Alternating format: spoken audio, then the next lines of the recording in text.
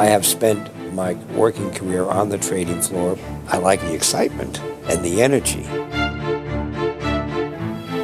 There's only one bottom line on Wall Street, and that bottom line is how much money you make. This is one of the most stressful jobs on earth. You have stress every single second. Not everybody can survive. Greed is ugly. Make as much money as you can so that you can get out of there before it turns you to the dark side.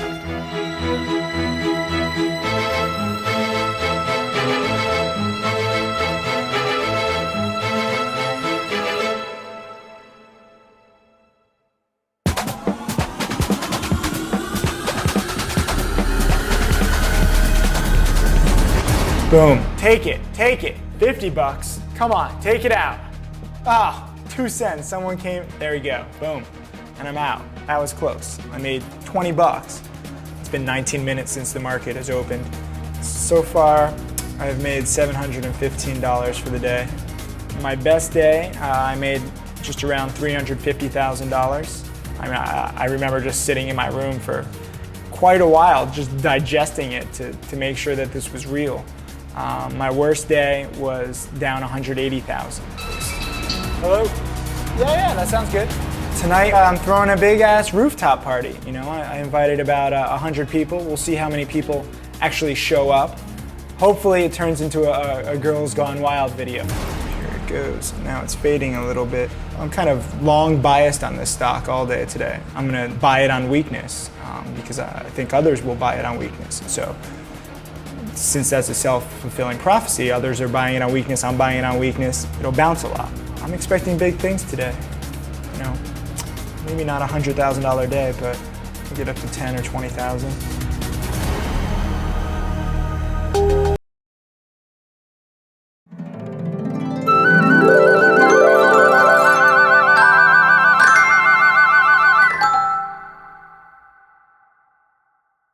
Is one a floor trader where I have been on the trading floor of the New York Stock Exchange for 38 years.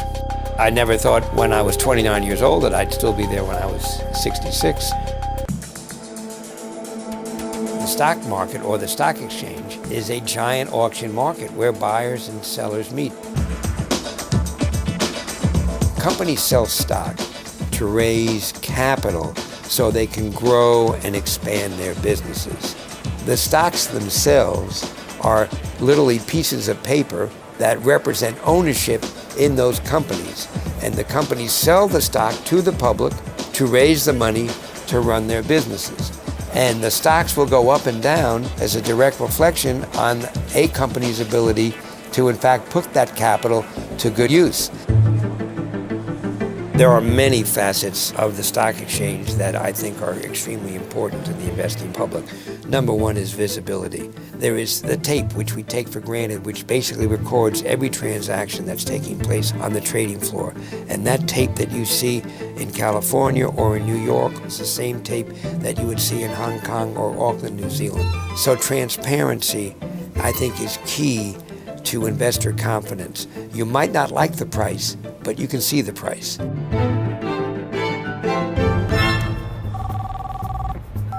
Да, босс. Ну что, мы едем. Ты малого заберешь? Да, мы уже подъезжаем к этому вот, к экзиту. Почему? 30 минут? А? Окей, хорошо. I grew up in Russia. In '93, I came to the States. I got my driver license, started driving a cab. And in 1995, I decided to go on Wall Street. I was a stockbroker for a few months, didn't really like it. And then I went to a day trading business, which actually I fell in love from the first day I ever went to the office. Day trader is considered to be the person who probably does more than 100 trades a month.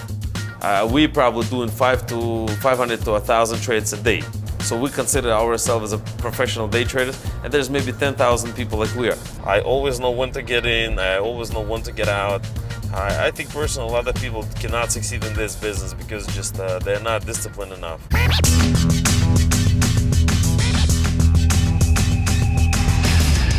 So today I'm gonna trade for our downtown office. We have two of them, Midtown and downtown. In 11 years that I've been in the day trading business, I would say I do know a lot of information. We take this chart, it's a gold chart. I cannot say that I would be too smart and short it right there. it would be a reason for it. But I know one thing for a fact. When the gold is collapsed, and it's a big, if this is a 25% downside, somewhere in this area, I would just be ready to buy. Somewhere in this area, I would be ready to buy. Yep, yeah, what's up? When you spend 11 years, every single day, 250 trading days a year, you're gonna start to understand what really is going on. At least you're gonna have a feel for it. Good luck to you too.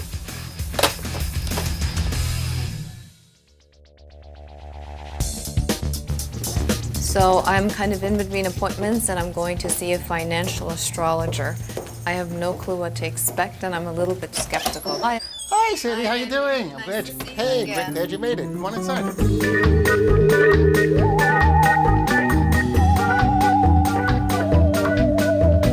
I was a professional astrologer since 1967, and I started coming into the markets on October 20th, 1987, because we knew about the stock market crash a year in advance to the day. We're good at what we do. Is there a good book to read for Wall Streeters? Well, obviously, I would naturally recommend my own, which is Investing by the Stars. My mother said it was very good, and she understood it. Okay. What you told me when I met you was that you're an astrologer. Right, financial astrologer. What exactly is that? We basically look at planetary patterns and we correlate them to stock market activity. How can that be correlated? You know, remember, astrology is a mathematical science. Is that really fair to say that it's a science because there's no way to really verify? verify? First of all, there are many ways. A science is a body of knowledge organized according to general principles. My background is in mathematics and psychology. And astrology is a mathematical psychology based on astronomy. So we take data like this, for example, which gave us information that the market would be down today, which is something you probably wouldn't know how to interpret. And then we put it together, and then we have an opinion about what the market's doing and when. And we sort of trade accordingly. Do money managers actually come to you and ask you for a horoscope, and how much is that? Well, first of all, we have clients that are everything from very wealthy individuals to fund managers where we think we normally can improve their performance 5 to 20%. What we charge depends on services. Like we have, for example, a company coming to me, and we're going to probably make them about $40 million. I'm trying to figure, and they're offering me maybe 100, 150, and I don't think I'm going to accept it. Not that 150,000 is not a lot of money, but we're going to make them $40 million. That's huge. That's right. So we're worth a lot. We're underpaid. I agree. I didn't say that. I said it.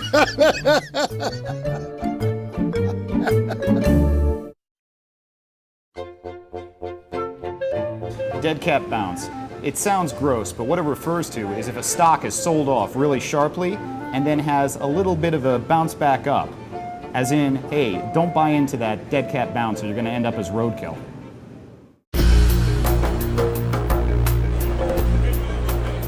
I come to the stock exchange trading floor a little after 9 every morning. My son is here. He's also a broker on the floor. As a member of the stock exchange, I come here to represent the clients of our firm, and in that capacity, I am their agent. The orders start coming, and they're buy orders and sell orders, and you're watching the tape, you're watching the news ticker. If you have sell orders and the market's going up, that's great. If you have buy orders and the market's going up, that's not so good, because that means everything becomes a little harder to buy. But the orders come, we go to the trading crowd, we will execute that order. It's all done electronically. It takes milliseconds, in fact, to complete it from the time we get it to the time the customer gets the report.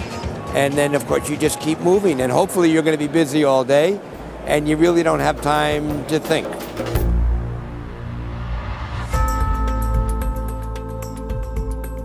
Oh, this stock is just heartbreaking. Oh, this is tough. I am down $28 on the day. This stock that I thought was going to be a strong stock has proven itself to be the exact opposite. Question is, how much pain can you handle and for how long? I can't handle that much pain. I don't like losing. This is a 15% drop in the NASDAQ, one of the largest drops in the past 10 years. And it's happened quick, so there is definitely a lot of fear in the market. This stock is tanking right now, and it's just going to get weaker because there it goes. As I'm talking, this thing dies. Hey, now I'm down 800 on the day. Since 1999, I haven't had a losing month. Every month, I would take $1, $2, 50 cents, a penny, but it's always going to be green, it's always going to be above zero. That's the most important thing for me. Today is not going to be the day of losing. I have a very strict rules about it. If I'm down more than 15 or 20% from the top money that I make, I would probably stop trading for 30 minutes, just go outside, get some Dunkin' Donuts. If you learn how not to lose, you will be ending up making money. You know, at least if you learn how to invest properly, you can always make money on your money. So if astrology provides so much insight, I would assume that you should have been able to accumulate great wealth. You only get what's promised in your horoscope, so maybe it's not in my horoscope to be wealthy. But you invest by the stars. We don't foresee everything. Astrology is not the be-all and end-all. Astrology is the single best tool in the market, but doesn't do everything, and it's not a perfect science. If astrology was a perfect science, then every astrologer you know would be very rich, have a private Rolls Royce and a private Learjet. Now that's not the case, so obviously there's a little bit more involved. For example, if you were born 10 minutes earlier, you'd be a different person. Do you feel that I'm a Taurus? Do I feel you're a Taurus? I'd have to hold your hands and do some things we can't do on camera because this is not X-rated to know if you're really a Taurus. I usually tell people I don't guess height, I don't guess weight, and I don't guess signs, but I guess sex, which I do very well except in the West Village. Sometimes I have trouble there. Do you understand the joke? You should be laughing more. Okay. Mike, can you run off the natal chart? If you excuse me a second, I'll see if we can give you your forecast. I have just completely flipped my strategy because this stock has been so weak. It wasn't just me that was thinking this is going to be a strong stock, so now everyone is kind of shell-shocked. And once it takes out the day low, a lot of people that are long this stock, that are betting that it's going higher, will look at this point and have their stop losses there. And if we can take out those stop losses, it's almost like surfing because you're really just riding the wave. Since you're betting that it's going down, you know all these orders are going to make it go down. There's no reason why this stock can't be down $3, $4, $5 a share today. Not taking out the level. Oh, took it out. 1,700 shares short. I'm in a bank right now. This is when you start to get cocky. Come on. Green for the day, baby. Yeah, big money. 55 bucks.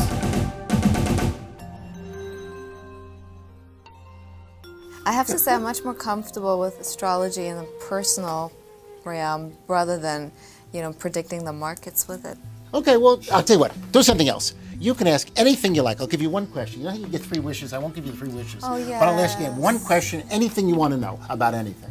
So what you do is hold on to this dice, the astrological dice. And I want you to think about the question. Okay, it can be any question you want. When you're thinking about the question, roll the dice. Okay, now I'm going to give you some general things. Okay, the answer here is Pisces, which means it's still a question. Venus, which could be about love or relationships.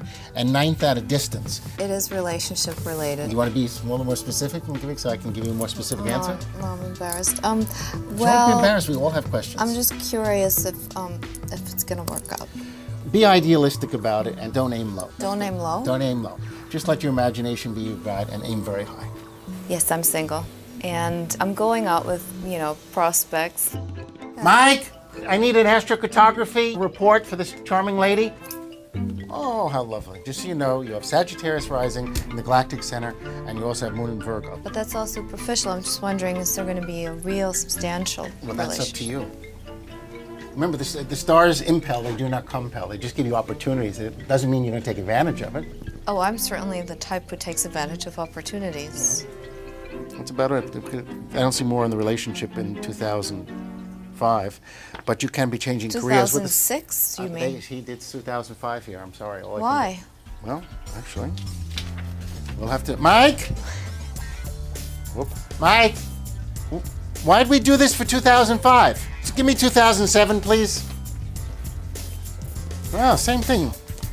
All it's telling you is you're going to change jobs. Another way this could be interpreted is go find a boss you'd like to marry and go work for him and then marry him. But that was like 10 pages and you gave me 1 sentence. That's all right. Well, I'll tell you what. You read all the 10 pages yourself. You can take it home. Take it home with you. Will I be able to understand it? Yeah, it's in English. Well, I think Henry's a very interesting, eloquent guy, and a lot of the things that he says make sense, but I remain skeptical. I think it's a charming concept and it's definitely entertaining, but I wouldn't invest by the stars.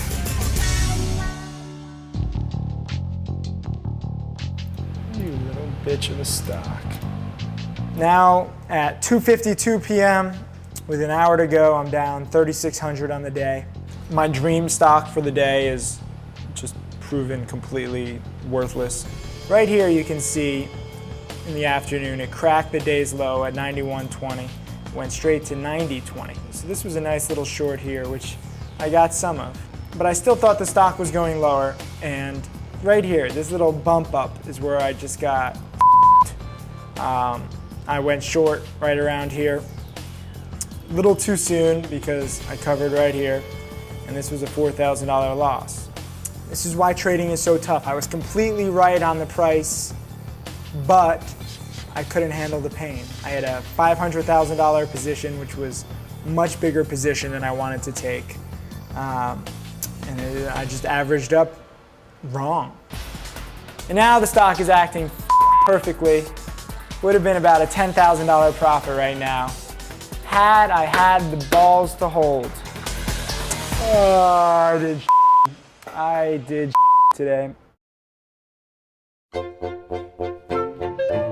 There is nothing in Wall Street that rewards you for difficulty. It's one of my great attractions to this business. It rewards sagacious laziness. Going through my dirty laundry to find a shirt to wear on this big meeting with this billion-dollar babe. And my mom didn't come in and do laundry this weekend, so I got no clean laundry. Here we go. Beautiful. This shirt isn't too wrinkled. You can see what kind of operation I'm running. My suit's just a mess, but it doesn't matter. You know, you can work in your underwear and make more money than somebody with a $5,000 suit. It's all about presentation, and that's not my forte, but trading is, and that's what really matters. I'm on my way to meet with Tim Sykes. He's a 25-year-old hedge fund manager, up and coming. He sounds very bright. I haven't met with him before, but from what I hear, he's been quite successful. Sandy is pretty big time. She's in charge of quite a bit of money. I'm gonna get my story out there, and I'm gonna, I don't know, try and get some money out of her, see if she has any contacts, see if she knows anybody. We'll see what she can do. You know, I hear she's a pretty attractive woman, so if I don't get the money, then maybe I can get the girl. Either way, we're gonna have a good lunch and talk about myself, which I'm pretty good at doing. It's my favorite subject. Cheers. Cheers. Nice meeting you. Nice meeting you. Thank you for meeting me. So, where were you before? Where did you start out? From 1999 to 2002, I traded my way from $12,000 to a fully audited pre-tax sum of $1.65 million. So with that... Are you serious? 100% serious. And what do you invest in? What's your strategy? Short selling, short bias, small cap, micro cap. I mean, I'm never going to be more than a $100 million fund. It's tough. That's your maximum capacity? Yes. And why is that? Because I'm shorting the smallest and most volatile stocks. So A, they're hard to borrow, B, they're volatile as hell, and C, I have no corporate experience. And you don't have an office, you work from home? I work from home. And what do you do like on days when there's no trading? I usually read. I mean, I can't read fiction. I love nonfiction. Same. Really? Yes. You should see my library. Yeah, I'm on 46nd and 2nd. This is my neighborhood. Well, we should have lunch more often. We should. I remember when I came in the business, there was a person, he would always say, day traders would never make money. They ended up, making zero or making very little money. But there's a beautiful thing about this business. You don't depend on anybody. You are who you are, and if you really want to succeed, you can really make it. You make money, you lose money, it doesn't matter. When the life is good, that's the most important thing. Well, it was a great pleasure to meet you. No, thank you for meeting with me. Yeah, it was a great pleasure. I had fun. Thank you for lunch. No problem. And everything sounds very intriguing. I'll run it by Bridge Tag, and then I'll be in touch with you, I'd say, within the next week. Okay, that sounds good. Do I have your card? I think you do. I think I don't. Let me give it to you. Please, do. I think that was a good meeting. I think I got my point across of what I'm trying to do, and I think I got a date. I don't know. I don't know what to expect. Give me another drink. I only had one drink. A lot of people don't want to work in Wall Street because it's kind of geographically undesirable in terms of New York City, but this is a pretty cool part of New York. Manhattan grew from the Battery up. And yes, that's why the streets are all so narrow, because they actually used to be cow paths. And Wall Street was, in fact, there was a wall there that kept the Indians, I guess, from attacking the Pilgrims and the Dutch and anybody else that was kind of sequestered in lower Manhattan. Clearly, the stock exchange as an institution is absolutely the cornerstone of capitalism in this country and perhaps the world. I mean, it is the footprint that every democratic country and society in the world has tried to mimic.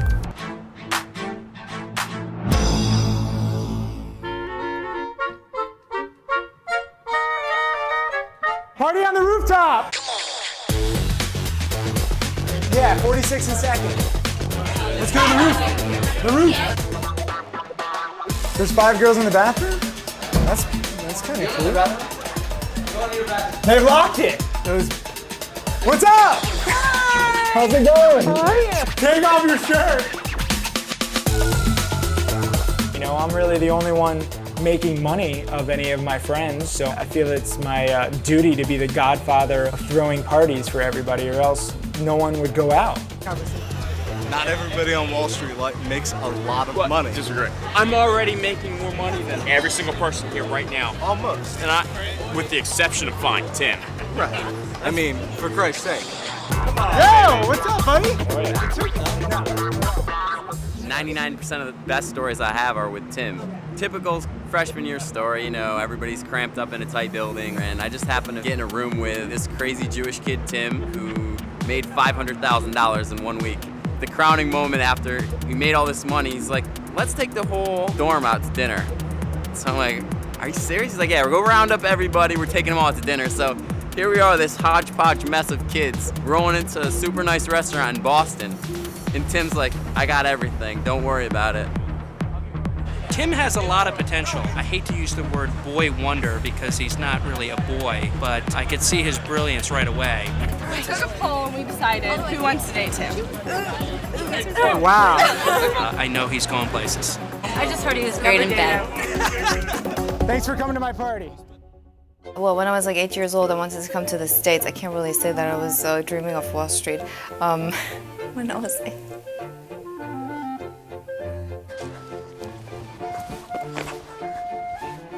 Yes! Polka TV. It's the next big thing. Polka, polka, polka. I need my accordion to go polka, polka, polka. Please use that, please.